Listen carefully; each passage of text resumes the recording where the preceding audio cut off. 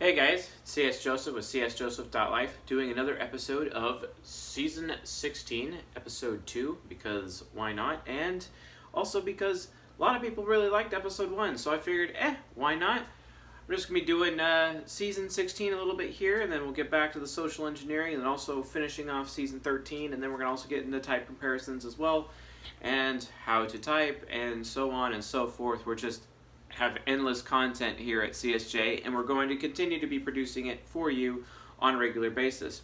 Good news though, I just recently got some equipment, so I should be increasing the quality in terms of visual and sound here with my setup, and then hopefully we can get into some more editing feats as soon as I get educated on actually how to do that myself, because not really in a position to have someone else do it for me, but getting there and growing as this community continues to grow, so thank you for that. We're on the verge of 8,000 subscribers, which is the dopest, and let me tell you, it's pretty awesome. So thank you for being a great community, thank you for your support, thank you for your criticism, and also thank you for all of the suggestions coming in. Every single suggestion is being captured, and as a result, we're going to keep the content coming and keep it flowing as we continue to do things. Some announcements. Yes, I know it seems like the book list will never come out, but it is being worked on. I am very close to getting it finished. I just need to have one last developer take a look-see and make sure everything is kosher. And then once it's kosher, we get the green light to go live with it, and then we'll have the book lists available for you on my website. So thank you for your patience on that. And I think that's basically about it. We are going to be doing another giveaway soon, but that is actually going to be for Season 13. So look at that. Also, we have a live coaching giveaway available right now. All you have to do is be a follower of me, cs.joseph, on Instagram, and then also leave a like on the post and a comment to be entered in to win a free session of live coaching, which will be recorded and whatnot. Terms and conditions apply, but yes, that is a thing, so check it out if you want to get in on some coaching action. That's where you go to do it. Awesome.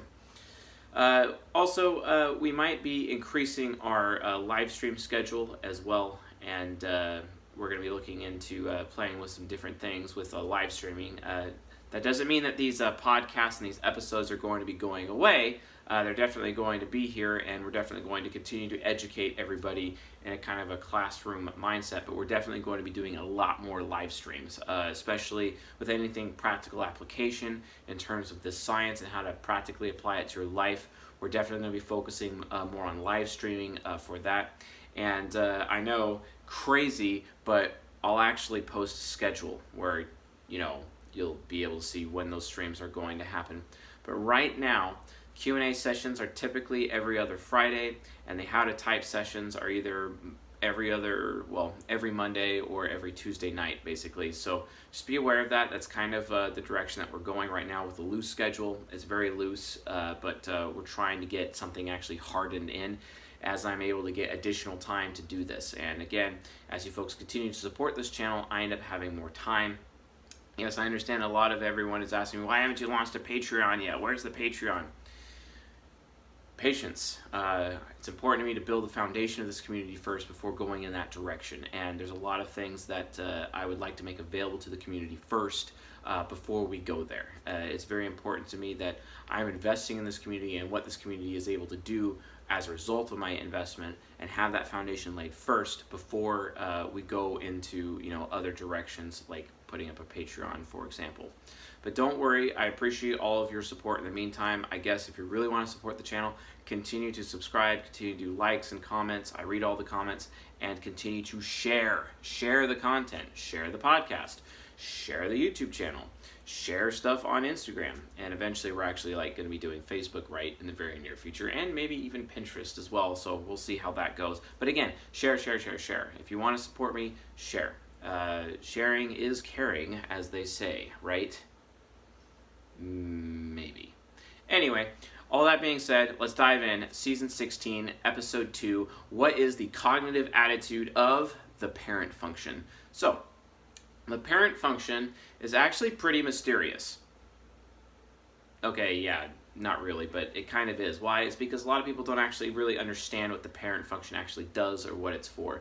Everyone keeps talking, oh man, it's just the auxiliary function, it's all about the auxiliary, it's the thing that supports the hero function, right? Or the dominant function. No, actually it doesn't. Why do people think that? I don't even know. But that's not true. It's not true at all. That's not how the parent function works, actually. And in fact, it's one of the cognitive functions that has a hard time developing the most in a lot of people. Why is that? Because it's the cognitive function that is attached to a person's maturity, actually. Why? It's because it's very pessimistic, it's very skeptical, and when a person matures, it's at that point that they're really able to gain mastery over their parent function. Because a lot of the times, whether the person is before adolescence or in adolescence or like young adulthood, they're actually primarily using their hero function and their child function, their optimistic functions first in their 4-stack ego, within the 4 functions in their ego stack, etc. They're really only using their optimistic functions and not really utilizing their pessimistic functions.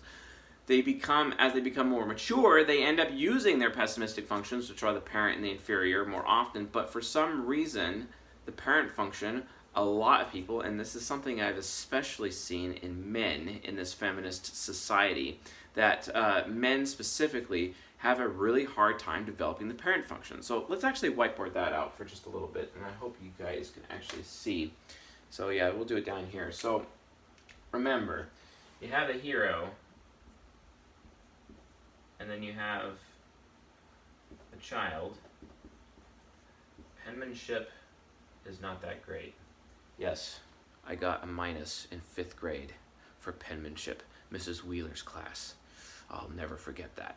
Anyway, hero, parent, child. Most people actually end up using these 2 functions because they're the optimist function, and then they kind of skip over the parent function, at least until they are required to use it, because from their point of view, utilizing pessimistic functions actually kind of require a lot more mental energy to utilize, because they're actually utilizing more negative energy instead of positive energy, even though technically the parent function has a little bit more awareness, actually 1/3 more awareness than the child function, yet people are very conveniently prefer to use their hero and child functions when they interact at an earlier stage in life, when they're lacking maturity, basically. And then when maturity develops, okay, great, we understand that, we have parent functions. All right, so what are the parent functions? Well, here are the functions right now. Here's all 8 cognitive functions. We have introverted sensing for long-term memory access, conviction, discipline, the past, duty, honor, loyalty, etc. Consistency, the immovable object, right? And then we have extroverted sensing, which is physics, mechanics, short-term memory access. We have introverted intuition, which is the willpower, the personal unconscious, the personal future. We have extroverted intuition, which is the collective unconscious, the collective future. It's literally awareness of fate, prescience, metaphysics. Introverted feeling, also known as morals. Extroverted feeling, also known as ethics. And introverted thinking, I love it, logic, aka logos. And then TE is rationale or beliefs. And here, these are all parent functions right here. This is all parent. It kind of looks like the heroes, the hero functions that we had. Okay, yeah, I literally just erased and reused the board. Why not? But anyway, we have the 16 types right here. So ESTJs and ESFJs. For those of you listening on the podcast, I'm going to go through it audibly for your benefit. Okay, so ESTJs and ESFJs have SI parent. ISTPs and ISFPs have SE parent. ENTJ and ENFJ have NI parent. INTP, INFP have NE parent. ESFP, ENFP has FI parent. ISFJ, INFJ have FE parent. ESTP, ENTP have TI parent. That's me. And then we have ISTJ and INTJ for TE parent. Awesome. So what's up with parents? Why do we care so much? Well, guess what? A person's sense of maturity, a person's sense of personal responsibility, that's why the parent's called the responsible parent. The responsible parent. a person's sense of responsibility, or how responsibility exudes out of a human being, right? Or within a human being, depending if it's an extroverted function or an introverted function, that is literally, how it manifests as a result of an action. That's how a human being takes action from a responsible standpoint first. So it usually has everything to do with their parent function. Now, that's not to say you could take responsible actions with other functions. Yes, of course you could do that. But typically human beings do it with their parent function first. Oh man, well that's just the auxiliary function, it's supposed to be supportive of the other functions. Like, okay, yeah, I understand that people like calling it the auxiliary function, but that's not really how it actually behaves per se. Remember, the cognitive functions, when they're in these different slots, have attitudes, right? And they have the attitude of the responsible parent. According to Dr. John Beebe, Dr. John Beebe, the man, the mystery. Read his books, please, because a lot of this stuff, the cognitive attitudes, is based on his work, right? Hashtag citing sources for those of you who think I am a biased pleb. And let me tell you, I am biased. And I don't make apologies or excuses for it. Just who I am. Sorry. That's why, I have TI parent and I verify everything. So if you think that I have a problem with it, with what I'm saying, call me out and then we'll have a debate about it. And then maybe I'll realize, yes, actually you're right. And then I'll tell you that you're right. And then I'll agree with you and then immediately change my entire knowledge sphere with who I am as a human being as a result of having TI parent. Because TI parent has to be responsible with logos, right? I have to be responsible with logos. If this, then this, right? If then statements constantly. That is what logos is. That is literally the CPU in my mind that is processing things and determining what is true, false. And it does this responsibly. And it does this skeptically, which means I am very skeptical over what someone says is true or false because I have to go verify it myself. I have to be like, sure, man, I trust what you're saying, but I got to go verify it myself, Don't make me roll my neck while I do it. You know what I'm saying? You gotta verify. Always verify. And that's what TI parent does. TI parent always verifies. Sure, TI hero always verifies as well, but TI parent kind of actually verifies more because it is skeptical, because it is pessimistic. It just absolutely has to know the truth. And TI parent or a TI hero is like, oh yeah, I know. And they spend so much more time, figuring things out. But there could be a lack of precision as a result of the inherent pride within the hero. Yes, the hero function has this inherent pride because it's a hero. Oh, hey, look at me. I slew the dragon, guys. That's not how the parent works. See, this actually comes a little bit from season 13 here on the YouTube channel, season 13, and it's the episode that talks about the mature masculine archetype known as the warrior. Okay, so if the hero is a person, he goes slays the dragon, right, and it's for the glory of it, and he comes back to the village and it's like, look at me, I slew the dragon, and they throw a big party. He's very famous. He's getting the girls. He's absolutely fantastic. But the warrior, aka the parent function, actually is aware ahead of time that the dragon is coming close to the village and could potentially threaten the village. So what he does is he gets all his armor, he gets his sword, he gets prepped, everything to go, and the previous day when he's going to go out dragon hunting, and then all of a sudden, wakes up in the middle of the night, gets his armor on, goes off on his horse, and he's going out dragon hunting at literally 2:30 in the morning and on his way. And he finds his way to the dragon lair, and the dragon is asleep, and guess what? The warrior slays the dragon, and then gets back on his horse, comes back home, takes all his armor off, and then crawls right into bed with his woman. And no one's the wiser, right? Because the hero function, folks, wow, that Alex Jones podcast / episode last night was totally hilarious. If you haven't watched it yet and you want some good laughs, definitely check it out. Anyway, so he slayed the dragon, he's come home, he takes his armor off, he's in bed with his wife, it's all good, no one's the wiser, no one knows that this guy did it. And then someone actually did see him go out in the middle of the night and then comes up to him, hey man, you slayed the dragon, why aren't you telling people that you slayed the dragon? That's an amazing feat of strength. And the guy's like, dude, I'm just doing my duty, leave me alone. So that's what the warrior does. That's the warrior archetype of the mature masculine. It's very similar to how the responsible parent function actually behaves, right? So the parent function specifically is there to do its responsibility, right? To do its due diligence, as it were. It is a very diligent function.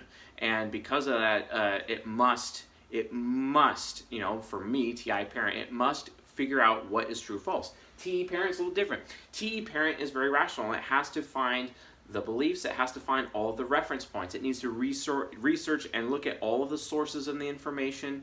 It needs to be able to follow the proper process, the proper procedure, the proper routine.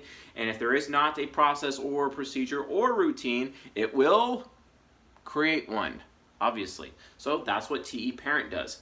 And when people don't fit that particular process, it basically drives it nuts, For example, an STJ, an ISTJ, for example, with TE parent would be like, wow, why don't you have common sense? And because that common sense is that framework with which TE parent is trying to figure out why people are not behaving according to the rules of common sense.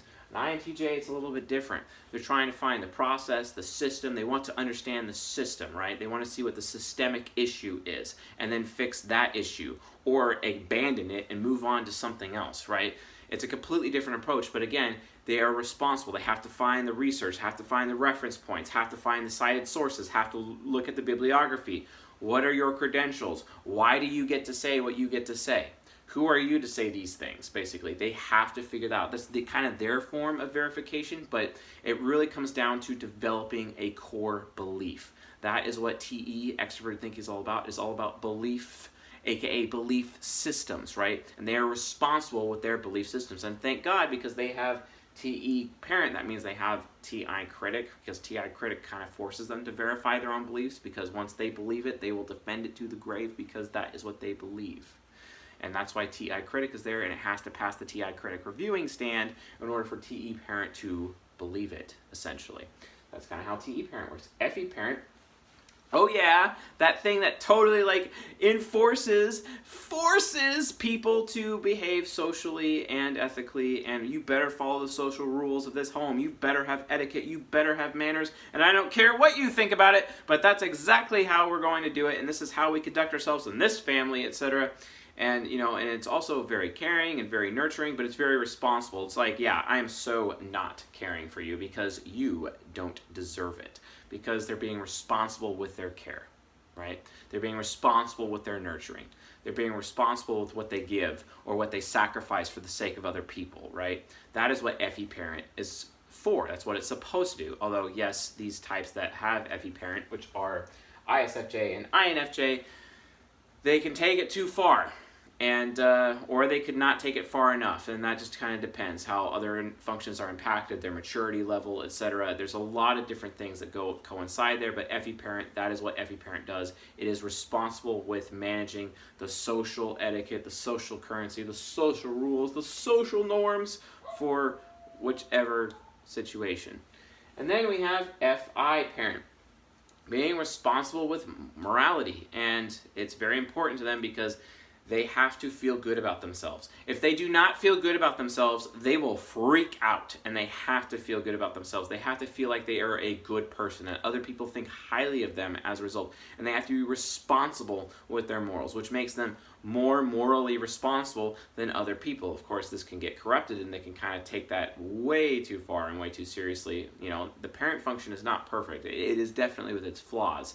TI parent, for example, mine can actually be at times closed-minded, especially if it's like an ESTP approach, because it doesn't have extrovert intuition, which is more of an open mindset, because extroverted sensing is more focused on the now.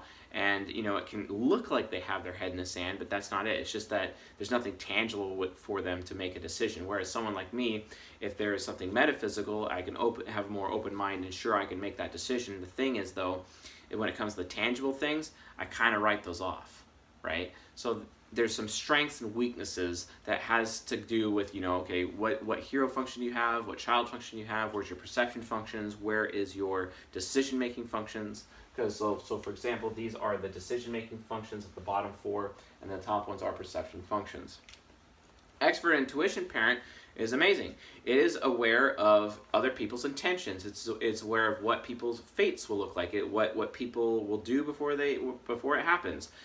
Being able to see all the infinite possibilities and provide warnings to other people. And any parent is just aware that people are just really irresponsible with their intentions, and that's why these people especially are insanely hypercritical towards their own intentions. That's why if any parent is giving you advice or if it's giving you a warning, you better listen to it, because guess what? It's always right. You never screw with any parent. Listen to what it says. It really knows what it's talking about. Yes, INFPs have any parent. Listen to INFPs or you're going to get screwed. Same goes with INTPs. And then we have NI parent, responsibly wanting things. Oh, that's nice. Yeah, NI parent can be very, very impulsive, but they're responsibly impulsive, right? So they're not going to necessarily take it too far. Although at certain times, their inner child can get ahead of them, and yes, their SE child can cause them to be even more impulsive, but the NI parent usually reins it back while having responsible passion, responsible intentions, responsible desires, right?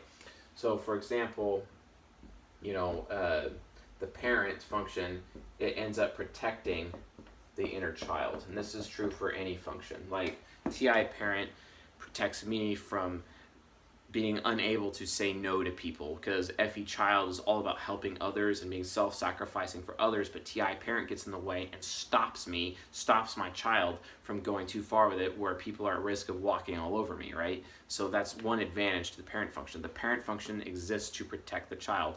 And you can kind of see when a person is immature and they're using their hero function and their child functions primarily, you can see how they might get bit in the butt a few times in their life. And, just like Benjamin Franklin being like tricked into going to like London on a wild goose chase, and he's literally stranded in London. It takes him years to get back to the colonies, essentially, in America. Well, that's because he didn't exactly put childish things aside, and but his parent function was able to develop as a result of that adversity. That's one thing. If you want to learn how to develop your parent, adversity is what develops the parent function. It is what develops maturity. It is what develops responsibility. Personal responsibility is your personal response to adversity. And if you are responsible with your response to adversity, you will be developing your parent function. And you'll need to do this in order to protect your inner child, so that people do not abuse your inner child. Thus, you are not a victim of psychological child abuse, because if someone is abusing your child function, that literally means child abuse. Don't be that guy. So, we have SE parent. SE parent is great. It is very responsible with mechanics, responsible with physics, responsible with giving other people an experience to the point where it can be very negative. Here, I'm going to give you this negative experience, because if I don't, you're not going to learn. And you're going to continue to keep doing this thing over and over and over again. You're going to be stuck in a rut. You're not willing to get outside your comfort zone, right? It's really awesome to have SE parents around, because SE parents get people out of their comfort zone, or they just really have this insane awesome mastery over the physical environment, and the physical environment is just this canvas with which they paint upon, and they manipulate things and bring things to a new direction, or create things. It's matter manipulation, right? It's not just matter manipulation. They can actually manipulate the matter or the material of the human soul by forcing others to have experiences that they may want or may not want to have, right? That is SE parent. It's very forceful in that way. In the same way that FE parent is forceful in a social way, SE parent is forceful in a physical way for the good or the detriment of another human being. Almost always, though, because of adversity, guess what? SE parent, when it's faced with SI parent, you put both of them together. SI parent may not be necessarily as responsible as SE parent sees it needs to be. I'm going to give SI parent an experience it doesn't want to have and pull it out of its comfort zone. But guess what? It's going to provide that necessary adversity for that SI parent to develop. That's literally how this works, folks. This is how we as human beings need to develop with each other and be in relationships with fellow human beings, so we could take our relationships to the next level and our own personal development to the next level. That's literally why it works. So, introverted sensing parent. Yes, the long-term memory axis. Their sense of duty, and they're very responsible with their convictions, responsible with their faith. This is all about SI. It's all about faith. They are responsible with their duty, responsible with what they should do. As a result, they when it comes to motivating them to do things, it can be very hard to motivate them per se. And a lot of people would claim SI parents are very unmotivated people, right? That is until you tell them what you want, and then they are motivated to actually provide you what you want, because that's what they want to do. They want to please others, right? As a result, with their expert intuition attachment, because the SI is linked to expert intuition, which, if you have not looked into cognitive synchronicity, check that out. That is season 5. And also, if you haven't watched season 1 to actually understand the cognitive functions, especially the latter lectures, please check that playlist out as well here on the YouTube channel. So those are the parent functions. Responsibly loyal. Okay, yeah, loyalty. They're very responsible with loyalty. They're not just going to be loyal to just anyone. SI parent is not going to be loyal to just anyone. So you just have to understand that that's where it goes with it. And if you want to win the parent, well, you got to make sure that you're behaving responsibly as well, because responsibility garners responsibility with fellow human beings. That's why if you're going to social engineer someone, if you can't get the parent function on your side, you're completely screwed, because it's the parent function that's going to be the first function that's going to expose your crap, right? And when you get exposed, they'll have nothing to do with you again, and it may potentially get very confrontational, potentially violent in certain cases if you're not careful. Don't piss off the parent. You have to show the parent that you are behaving responsibly in the way that it needs you to, in order for the parent to be willing to consider you, or to even interact with you in any way, shape, or form, or to allow that person's inner child to interact with you, basically. That's why when you're social engineering, you have to make sure that the parent is happy. We already talked about being pessimistic versus skeptical. We already talked about maturity and personal responsibility. Okay, parent functions. Parent functions interact with hero functions very well, because the hero is out there saving the world, and they have that, that pride complex kind of going with them. I mean, like T.I. Hero, they can be super prideful sometimes, let's be honest, because I'm right, and that's just it. I've spent all this time thinking on it, and I know I'm right. When, and then T.E. parent comes along, and it's like, actually you're not, because according to these references and these statistics, that actually technically proves you wrong. And then T.I. parent, or T.I. Hero is like, yeah, I didn't consider that. My bad, right? So again, the parent function can look at the hero, because the hero is flying around saving the world, and it's slaying the dragons. It's looking good. It's doing its job. It's that definite hammer at solving problem after problem after problem after problem. However, the parent function is like, hey, you're causing a bunch of collateral damage here. You're going to hurt the children. You're going to hurt the child function. So you need to calm down, Mr. Hero. And then the hero stops and realizes, oh yeah, I should actually be responsible. The parent function helps the hero become more responsible, in as much as a parent function helps other fellow parents become more responsible, right? So the hero function will always listen to the parent for the sake of the child. And that's why people who are in parent-hero relationships, like for example an INTJ and an INTP, or an ESFP and an ESFJ, for example, or an ENTJ, ENTP, those kinds of relationships, ENFJ, ENFP, INFJ, INFP, those kinds of relationships, they really benefit from that parent-to-hero relationship, because it helps them stay responsible. It also has built-in levels of respect, because remember, the parent function, because it is the responsible parent, you must always give it the respect it deserves. If you disrespect the parent, it will own you. Never disrespect a person's parent function, ever. Always give it the respect it deserves, because it does. It's trying its best every single day to be as responsible as possible. That's literally why it exists, and that's where it exists in our minds. And as we face adversity, and as we develop as human beings, guess what? We are able to develop, be more responsible, develop our parent function further, which allows us to be more successful in life. Hands down, that's the truth. So, with all of that being said, if you found this episode useful, helpful, educational, insightful, enlightening, and all of those amazing adjectives, please subscribe to the channel here on YouTube. Leave a like while you're at it, and leave a comment. I read all of the comments, so definitely leave a comment, please. If you have any questions about this, I will do my best to answer them as well. I am caught up on email. I am caught up on comments right now.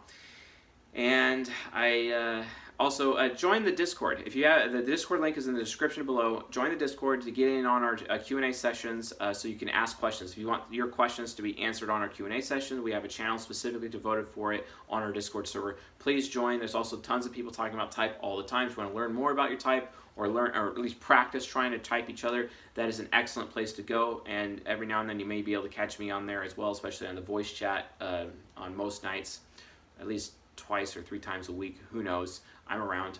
And yeah, and also our Bay Area meetup, it's coming around as well, although I haven't been able to make a couple of the recent ones that we have, but I'm going to be posting more and trying to get someone to help me manage that so that we can make sure that we're getting that handled. Not only that, the meetup is going to be going international. We're going to have meetups all over the place. So I need additional organizers. If you are interested in that, email me at chase@csjoseph.life, and we'll get you your hat, your name in the hat for that thing. So awesome. I think that was a pretty good lecture for the parent function, and I think y'all should have a good night. I'll see you next time, which I believe is tomorrow. All right. See you then.